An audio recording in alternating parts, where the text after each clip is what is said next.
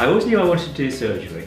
I had some little changes in pathways. I initially wanted to be a liver transplant surgeon and spent a whole year working with the transplant team during my training, and had to then make a career choice later on whether it was going to be liver transplants or plastic surgery. It was literally a choice between those two.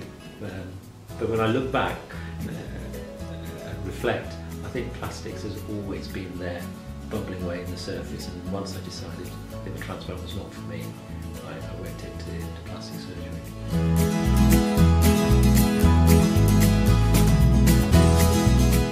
I think I've always been in aesthetics because I started as a plastic surgeon, and one of the mottos a very good mentor of mine once said to me is, to be a good plastic surgeon you have to be good at not only reconstruction but also the aesthetics, because you can't reconstruct somebody and say, right, I've done the reconstruction and repair and it doesn't look good.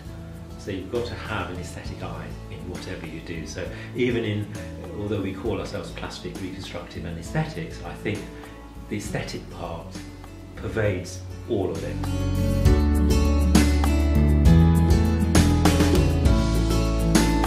I quite quickly saw that this was a field that could develop because it was almost technologically dependent. It was dependent on what was happening there and then.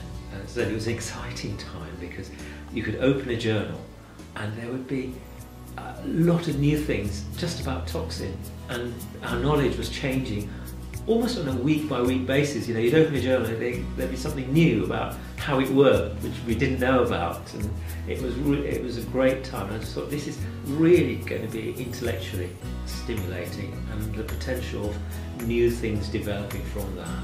You know, we've gone from just one filler and one toxin to hundreds of fillers, and they're all got their good sides to them, and you've got to understand that. So I think that's an exciting field.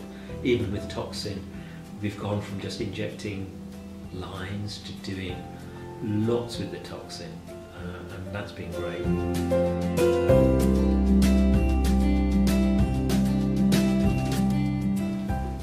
I felt it was a way to control and go in the direction that I wanted to.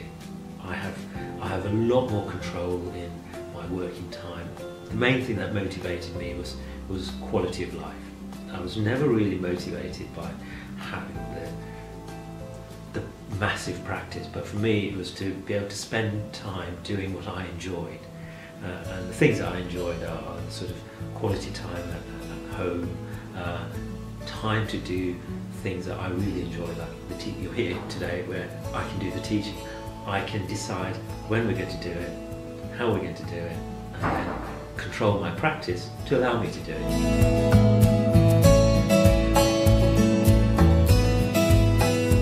It is actually the cornerstone, because as I said, 1997, one filler, two toxins. Right? If you just stuck to that, you'd miss out on that. You need to know it's the aesthetic market. Specialty as such is constantly changing. New techniques are coming in, our understanding, even what we're doing here, which is anatomy. We know that anatomy knowledge has changed tremendously, and what we knew even 5 years ago is not accurate now. So within 5 years the textbooks are out of date. So we've changed there. So technology that's coming in now means that you really need to be knowledgeable not only of the technology but the tissues, the biology, the anatomy, and you've got a massive sea change, and you just got to know it. And if you're not in, I'm a surgeon, so I'm quite fortunate that I can actually talk about surgery and non-surgery, but if you haven't got any surgical knowledge, you've got to understand where the surgeons are now and not where the surgeons were 10, 15 years ago. And there's a lot of people who know about the surgery that was going on 10 years ago, but we've actually moved on.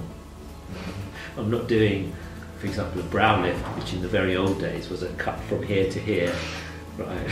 It's not done anymore. I can do a brow lift through a small incision, literally just above the eye.